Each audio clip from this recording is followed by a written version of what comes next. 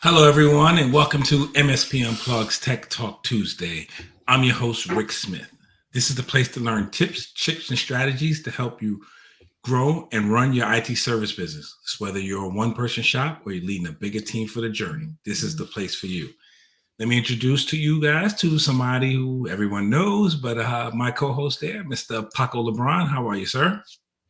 I'm doing well, my friend. Better than good, better than most. And I gotta say, that intro was smooth, my friend. That intro was smooth. Got it down.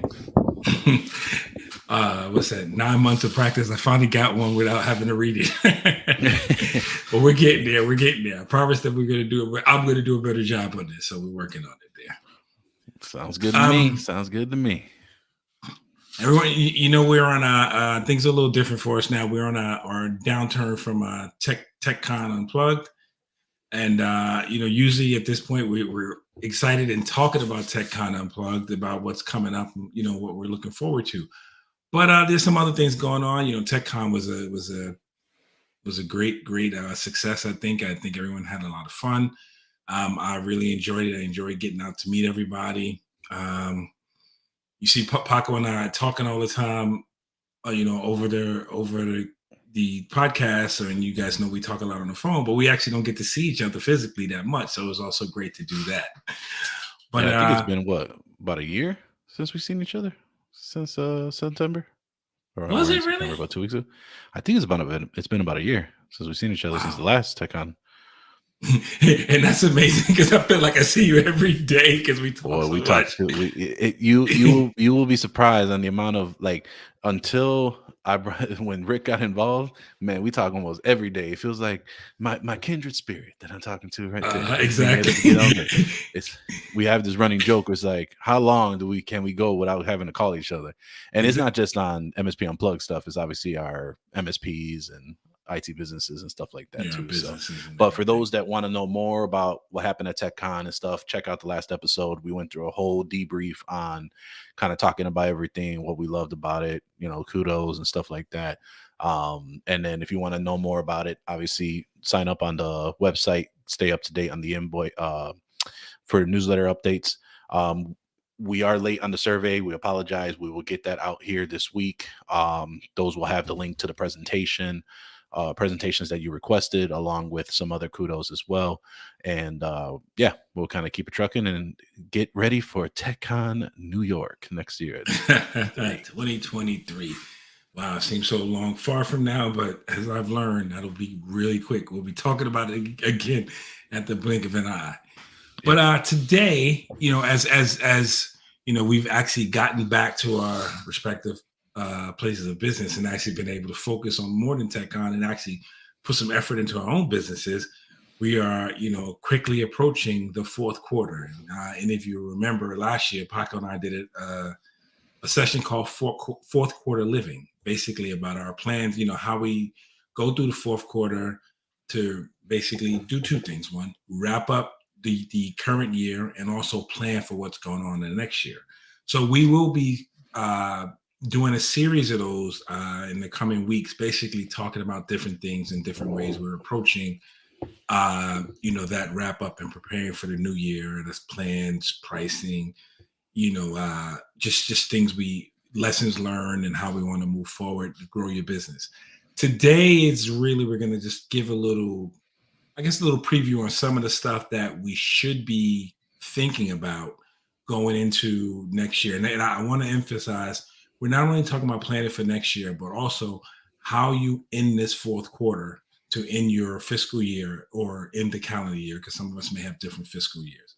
But there is a lot to be done, and there's a lot of opportunity still if you to plan to add some more money to your bottom line, make customers a little more comfortable, whatever it is that you may need to do to firm up things. So, we're going to give a quick little thoughts on what we think, what we're going to be working on, and give you some ideas on maybe some things you may be thinking about, should think about. And in turn, in the comments, we'd appreciate it. Give us some other ideas on, some things if you think we've missed anything.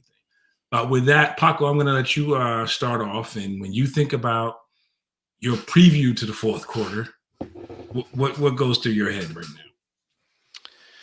now? This is my favorite time of season. I love the fourth quarter because it's one of those where it's the fall season. You got the nice leaves and foliage, as they say, and autumn weather for those that don't say fall.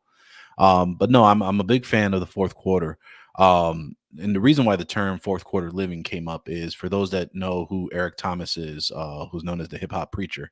We'll put a link on one of the mixtapes that he has. And one of the links of those is he describes into what fourth quarter living means.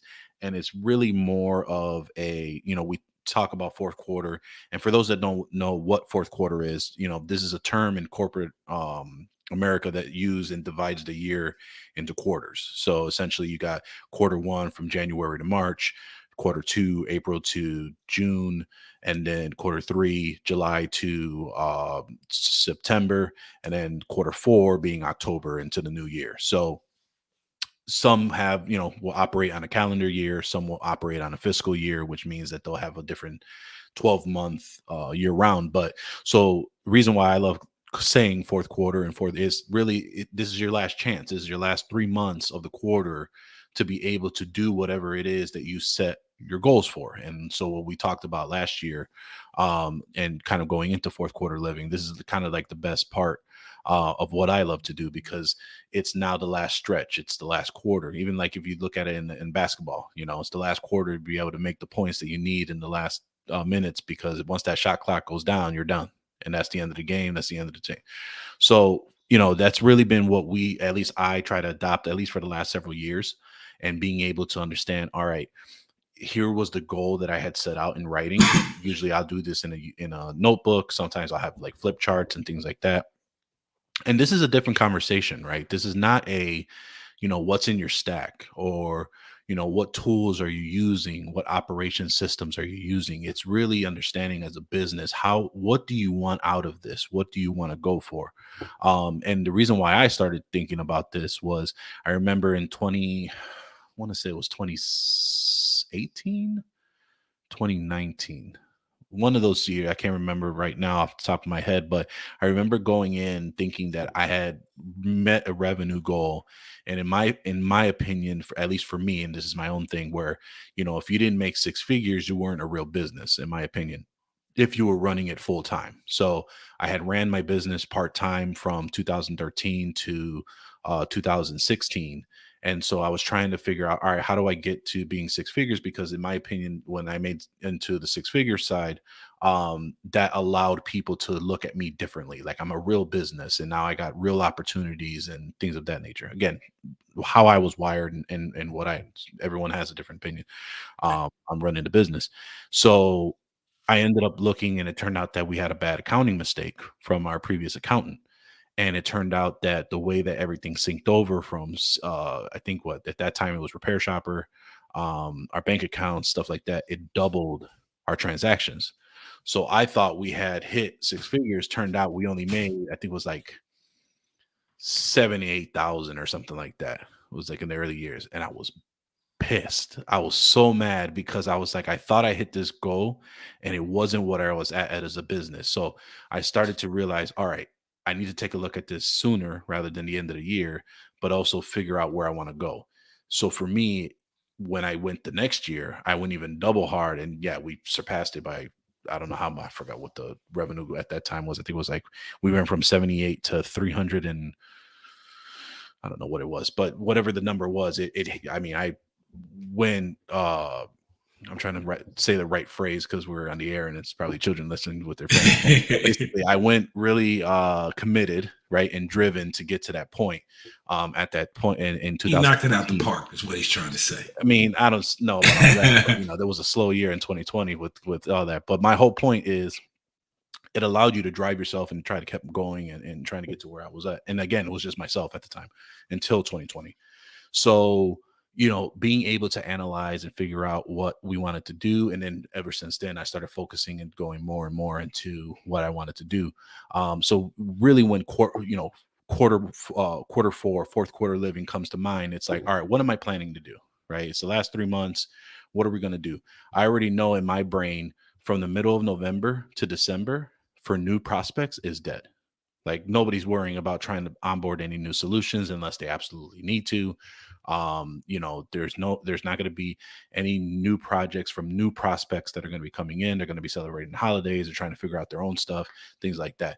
So that's a different part that we can go into. What do you do during those 6 weeks and try and figure out what you want to do revenue wise if you want to hit a goal. So now it's like, all right, we got October into the middle of November. What do we do? What are we going to take care of? So now I start to plan, all right, what am I going to attack as far as prospects are concerned? And then I also go ahead and figure out, all right, let me go ahead and put in my plan to figure out what's going to happen for next year, 2023. And then I'm actually at my point where I've already at the end of my 3-year plan. So I'm actually going to be now planning my next 3-year to 5-year plan moving forward to figure out where am I going to go with ProdigyTeks. Coincidentally, 2023 is our 10-year anniversary. So it's one of those where now, all right, what's going to look like in the next 3 to 5 years, and kind of moving forward from there. So done a lot of talking. Wanted to throw it back to Rick and see what he feels about fourth quarter living and fourth quarter, and what does that mean for him and for Rednactors as well.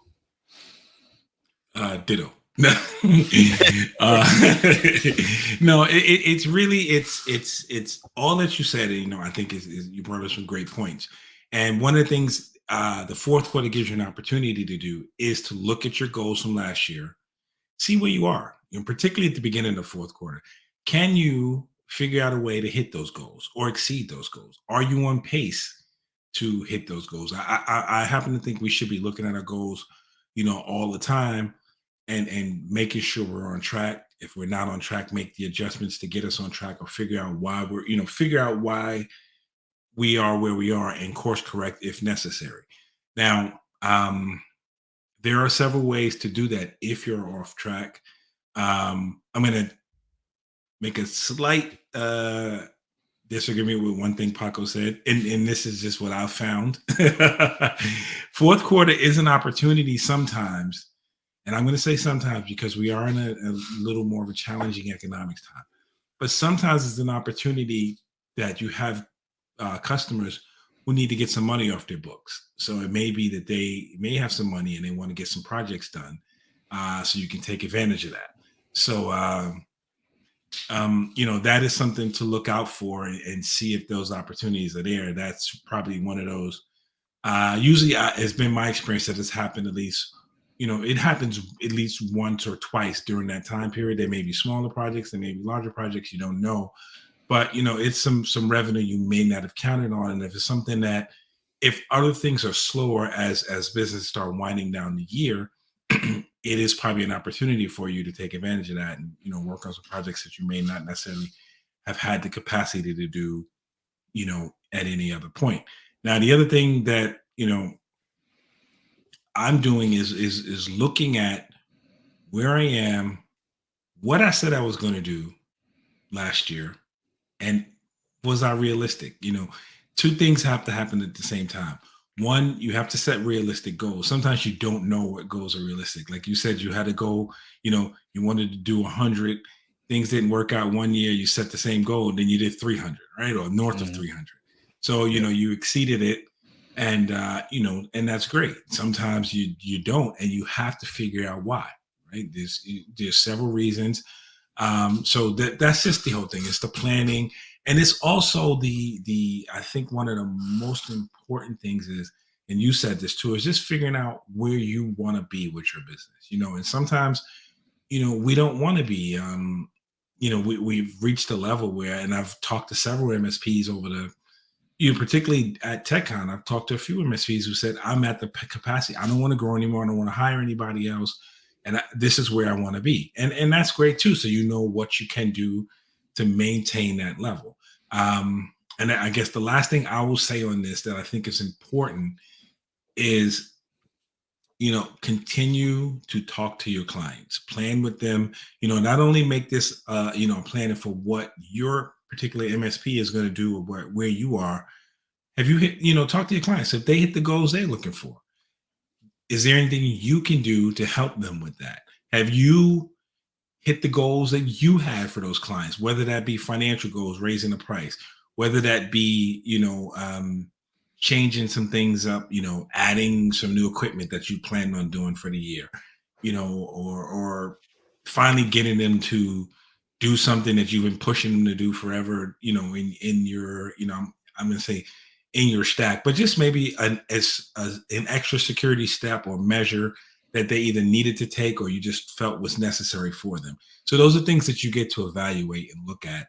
And I think all those things will help you in determining, how you've done, but also what you can do going forward to improve. So for the record, I said for new prospects and new business. I didn't Okay, say I about missed that. upsells and cross sells for existing business. And I agree with you. That's what the last 6 weeks are good for. So I'll go into that. We'll go into that into another as we start talking about this a little bit more as like a series or a situation. But yes, I 100% agree with you that during those slow months, and I think your easiest sale is with with your existing clients and upselling them. And I'm not talking about speeds and feeds. I'm talking about different packages, different updates. Like we're about to, hopefully that none of my clients are watching this, but basically we're going to be working updating on pricing on the next month or two. We're letting everyone know in the next couple months. That's going to be updated in January. Normally we'll just update the pricing, but it's a pretty significant jump that people are going to probably have heart attacks. So we'll have to explain that to them a little bit and why we're doing what we're doing and so forth and so on. So, but yes, upsells, cross sells, those are probably, I think when I went from part-time to full-time, that was probably my number one revenue generator. My first year of full-time was cross-selling and upselling to make enough revenue to survive that year. Yeah, well, and okay, so I apologize. That means I wasn't paying as close of attention as I should have been, but but we're on the same page. We get it. And I will say, the one of the other things we probably, is, again, should be focusing on. You just said again. I'm just feeding off of what you said. Is if we're going to have those, if we're going to change anything in our stacks and our plans and our security solutions, anything we're doing, it's a good time to let the client give them that 30. I'd say give them 60 days, right? Let them know this is coming. Give them a minimum of 60 days. Let them know it's coming. These are going to be the changes. It gives you some leeway so that, if there's any pushback, you can work on it, right? You can, negotiate, further explain, or, whatever you need to do to get the customer to understand this is why we're doing this and this is how it benefits you. Sometimes that you need to do that schmoozing a little bit more to get them to accept the changes, particularly as you said, if it's going to be a significant jump. Secondly, it just gives them the opportunity to absorb it, right? It's not going to be a surprise as they're going through their budgeting for the following year as they should. Then they know to factor in a new number. There's nothing worse than they think you don't tell them anything and they may think, hey, you're going to have your regular 2%, 3% price raise if that's what you do. And that's what they budget for. And then you hit them with a 5%, 10%, 20% raise. It's kind of unfair to them as well, right? So if you give them some leeway, they know they can absorb it. There's going, there'll be some pushback. There'll be some, for some people, there'll be some pushback, some, I hate to use bitching and moaning because it's not fair. They're just, they're trying to protect their bottom line as well. So there'll be some. They're just screaming along the way. Is all that is. Okay. So but it gives them some opportunity to get it, absorb it, put it into their budget so they know it's coming for the following year, and also gives them something to look forward to. And I say that because if you're anything, and I hate to use the word selling, but you have to sell it into the client, right? But they also need to understand the benefits. Your price is going up. We're adding this, we're doing that, and it benefits you this way and benefits you that way. That, the benefit is a two-way street, right? You're getting paid for it, but they're getting benefited. They're going to be secure, or they're going to, one of the nagging problems that's been bothering you or bothering them is going to get fixed, or we're taking a step closer to, whatever. So that's always a good conversation to have. And, and again, you may have some clients that decide they don't want to go with whatever your new pricing is or your new plan is. again, you have some leeway that you now know not to count on them in your budgeting, and they know not to count on you in their budgeting. So, yeah, that's unfortunate, but it does happen as well sometimes. So, So here's my question for you, because you said a phrase that I remember hearing this from a friend of mine who was a sales mentor of mine for many years and still is. Um, why do you feel dirty saying sales or selling? well, The word itself, sales or selling, because you said, I don't want to say it, but you got to sell it. Why do you feel that way? because and I don't feel, honestly, I don't feel dirty. I'll Mhm. say that I don't feel dirty because it is what we do, right? We I don't sell products, I sell benefits, right? I help my clients, you know, benefit. What I do benefits their business to help them continue to Sure. stay in business and do their business, right? Yes, we have to sell it in sometimes because the client, we need to explain the merits of what we're doing to our clients. So I guess some people just don't like to feel like they're selling their clients. They're just, I guess there's another word for it. We're not. I'm not selling my clients. I'm satisfying their needs. I forget the term. There's a term that they say to use instead of sales. But the bottom line is we're selling them. So Yeah. I don't The only shy away reason why from the word. I say that is because, I think we've come to an age where, it's s- sales has always been viewed as a dirty word in general, 100%, no matter what industry you are.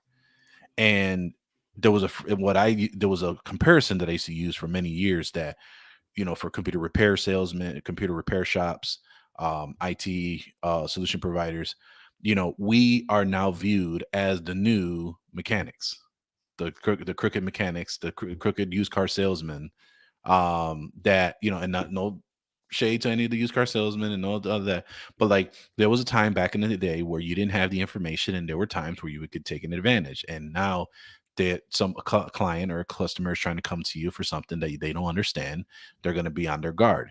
Now we're in a position where there's so much information out there that a lot of people may not feel like they're getting taken advantage, but they want to stop it from being taken advantage of because they feel like they've read and they've discovered and stuff like that. Hmm. So the only things I would say on that, just before we go move on, is just for sales, and maybe we'll do and expand on this and get some salespeople on here. But I think the biggest piece is there's two things for sales. One, all sales is a nudge to what you want them to do. That's how you should view sales. It's a nudge towards something that you believe in. If you don't believe in it, you shouldn't be selling it. End of story. Um, because you got to think, when we are talk about a new restaurant, or we go ahead and talk about a new place that we love, we're always spouting off and talking to everybody else. We're Hmm. always talking about, hey man, you got to try it because of the food or whatever. What do you think that's doing? We're selling this restaurant to Right. this other person for them to go to, because we want our people to have the same benefits that we got. Same thing as what we have here. Like you and I, when we talk about stacks and tools and stuff like that, I'm trying to sell you on tools that I'm using because I find a benefit and I want you to have this benefit as well. Right. Right. And it's kind of similar into to that fashion. Two is, as long as you're empathetic to the client, you will always win in sales. Now, I'm not saying sympathetic, I mean empathetic. Now, the best phrase that was ever taught to me, and you will never forget it after this, is how do you tell the difference between empathy and sympathy? Sympathy is when you look at someone and they're hurling their brains out over the rail on a cruise boat.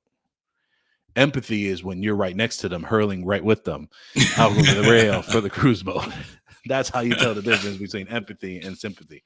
I was told this phrase in a sales workshop. I never forgot it, because you want to feel what they're feeling and you have to Right. understand where they're coming from.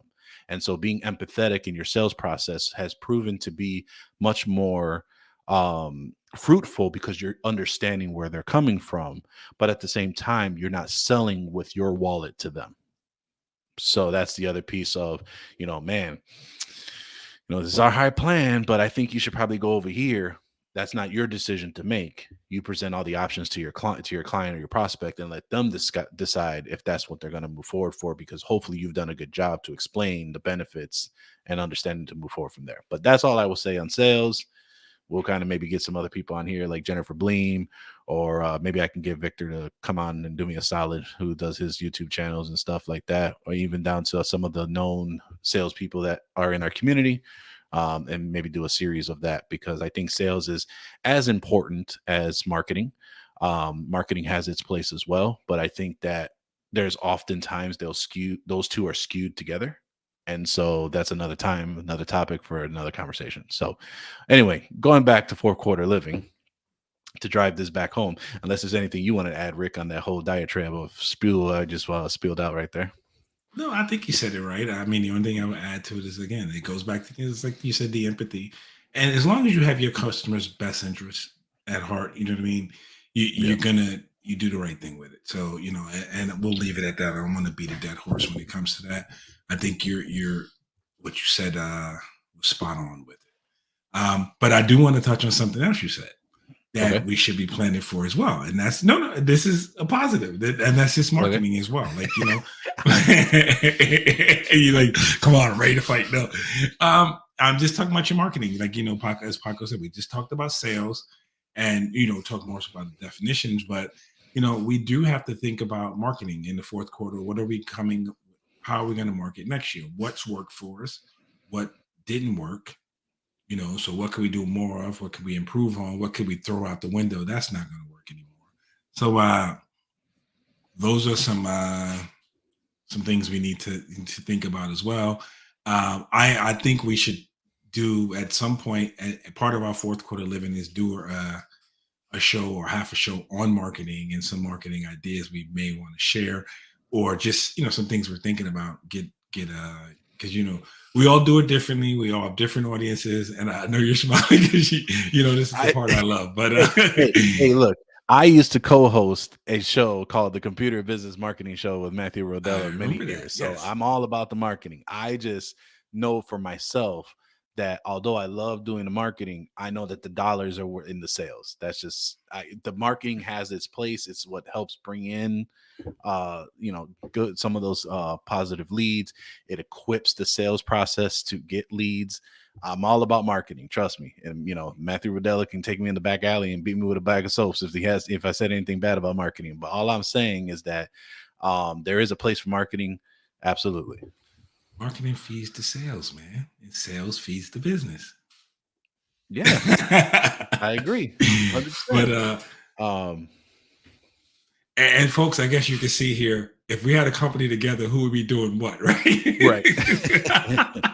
Matter of fact, we own the company. I was going to say, well, matter of fact, we own this company and we know who does what.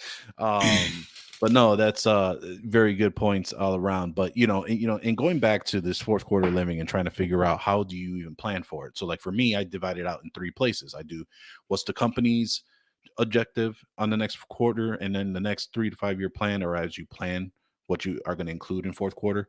What are you going to do for your employees or your staff or your subcontractors or just your people that help you to basically, and not so much for their growth, but also making sure for delegation and stuff like that. And then also your own growth. Like, what are you doing to expand yourself? Are you listening to enough podcasts? Have you expanded outside of your realm? I can tell you now that me and Rick are completely different where we were last year on trying to figure out where we're going, let alone all the things that we found out and all the things that have developed in the past year.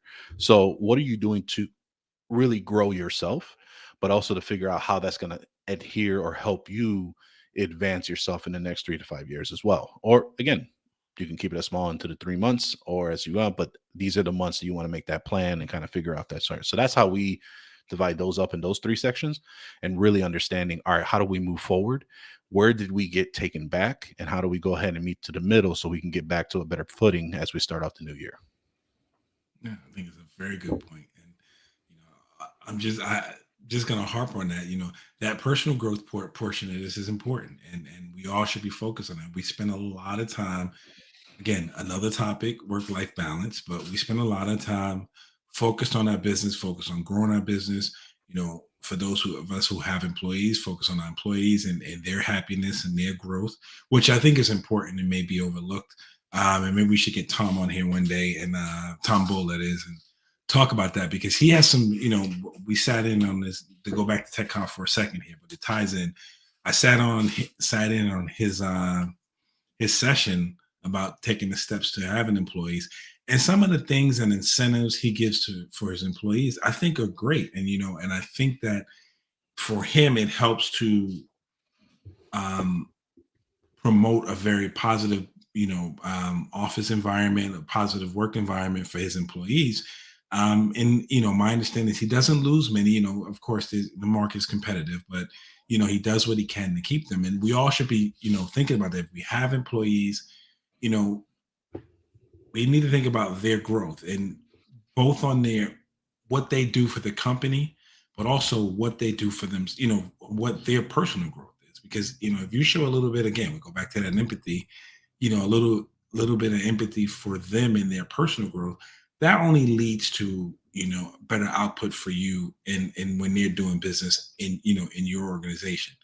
So but my point was, starting with this, was your own personal growth too is very important. And are you, again, taking the time to measure you as a tech, you as a business owner, you as a boss, and you as a whatever your other roles are, husband, a father, whatever you do, a boyfriend, whatever it is you do, are you growing with that as well? Because I've learned that you can't do you can't just grow in one area and expect for everything else to go smooth. So you have to focus on those other things too, which we'll get back to, as I say again, maybe in a talk about work life balance, or hobbies, or what are you doing outside of here, which is where we were going to go with this.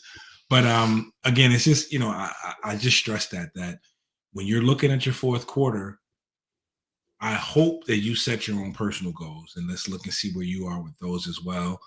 And where you can, again, we still have 3 months, 90 days, so there is some time to well, Just got shit. I just got technically 90 shivers right now. days. Yeah, but yeah, when you take away all the holidays that come up in the time, but we're probably more in the 70, 60, 70-day range. But either way, you do have some time.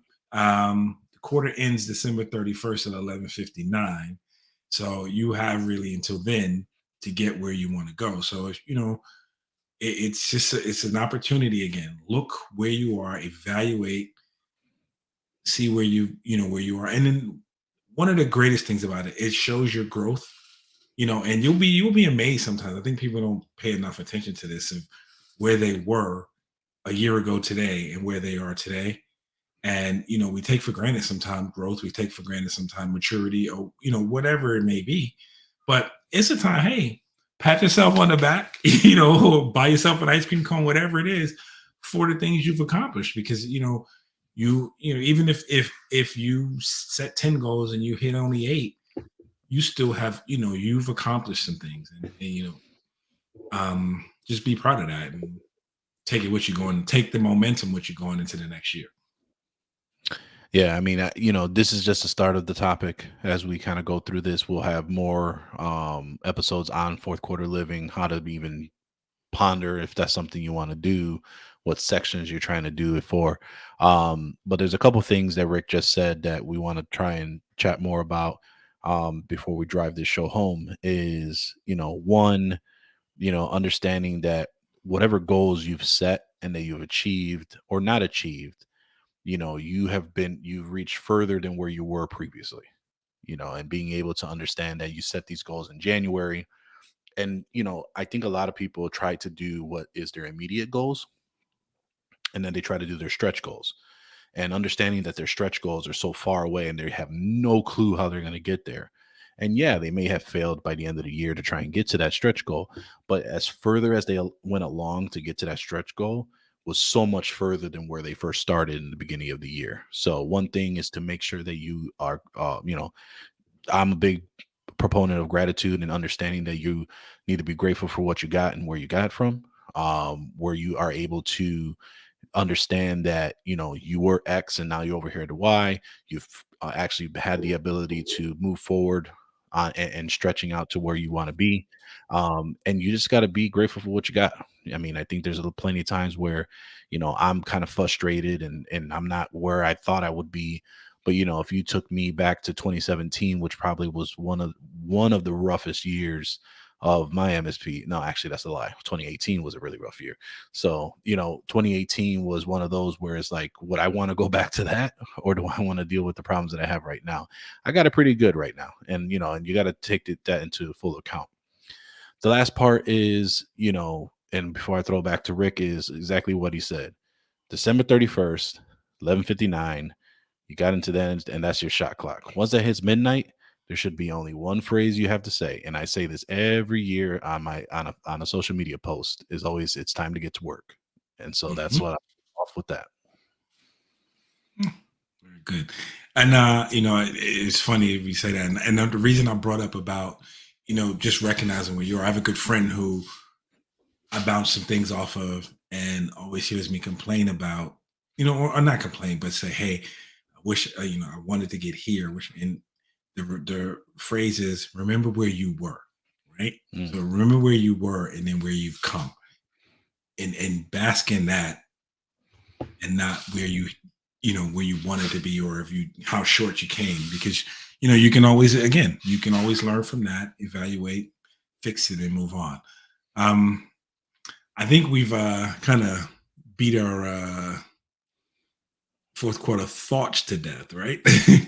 I'm just going to take that horse again. We don't want Peter at us. But I will say, I think what we'll do is, we'll begin to wrap this up, and we're gonna get, like I said, we're gonna give the fourth quarter some, some thoughts. We'll do a couple of episodes, basically based on some of the things we're doing personally to get us ready for the new year. Some of the things we're doing to save or reach further, or the goals that we had for 2022. I will say this, as I always say, and probably don't say it enough lately. We do, this show is not just about me and Paco. So we do, we do have an open door policy for any techs out there. And a lot of you know this. I say this all the time. And I don't want to be a jerk, but I'm going to start calling some people out who say, hey, I'm going to come on. But, our opinion is not the only opinion. And we, I believe the community benefits from, a diverse set of opinions, whether they're, in line with what Paco and I are saying, or whether they're totally contrary to what we're saying. Because, again, what we're telling you or what we're discussing here is just from our point of view. So, and there's, more than two ways to make a successful business, or more than two ways to do things, to do things right. So I am sending out an open invitation to all my friends, all our tech friends out there. A lot of you, we hit you up during the show, during TechCon, and said, hey, come on the show. Some of you, BS with a drink and walked away. Yeah. And some of you did commit to come. So we will be looking for you. And, again, as we learned at TechCon, and I'm always going to reference back to this, but as we learned at TechCon, there are a lot of people out there with a lot to offer, with a lot of great opinions, and they're doing things, that benefit themselves, their businesses, and that can help us. This community exists for that purpose, and that's to feed off each other, to help each other grow. There's no competition here. There's no, I just like to say, there's no one's trying to one up or take advantage of anyone. We all want to see each other succeed. There's more than enough business out there for all of us, and then some. And, I'd rather know that someone took something I gave them and used it to their advantage, or I, learned something from someone and I can give them credit and say, hey, this helped me take my business to the next level. You guys have heard me say this all the time. Being a part of this community has helped me take my business to the next level, and then some. And this last year I've grown tremendously, both from a business standpoint, but also just from a a personal standpoint when it comes to what I'm doing and how I'm doing it. So, that long soliloquy is really just a hope, is a call for some of you guys listening, whether it's live now or on the podcast. Hit us up. Hey, I'll come on the show. It's 30 minutes, and again, you guys know us all, so it's no big deal. You know everybody who's going to be listening or who's going to be watching, so you're just talking to your friends. 100%. And I think there's one other thing where, I don't think the issue of competition comes up a lot. I think it's those that feel that they don't have a story to share, or Right. that they don't have any value to provide. And my argument to that is, I used to think the same thing, and it wasn't for, oh gosh, I forgot his last name. I think it was Jorge Hernandez, from what was Computer 123. And Jeff, when he was doing the computer repair podcast, made the call, and and I listened to it. It was like, yeah, cool, yeah, whatever. And it was Jorge that said, he said, look, it doesn't matter where you are in the stage of your business, whether you're part-time, you just started, you're thinking about starting, and you're an IT director, you're an IT manager, you have IT experience, you're trying to figure it out. Everyone's business, everyone's journey is different, and the more that we can hear those stories, you'll find someone that can relate to it and come on. Had he had not said that, which is almost the same as what I'm saying now, I would not be here today. So that just tells you that I didn't have a story. I felt like I didn't have a story. I felt like I didn't brought value. And clearly a bunch of you feel that I do, which is why I continue to keep doing what I do. So again, if you're even remotely thinking about coming to share your talk, it's just it's a conversation with just your friends Rick and Paco. That's all. Mhm. Just go ahead and have a good talk and talk about your business. Keep it short, keep it lively, and then you never know who's going to learn from something that you said and kind of move forward from there. So that's all I got to say about that. Exactly.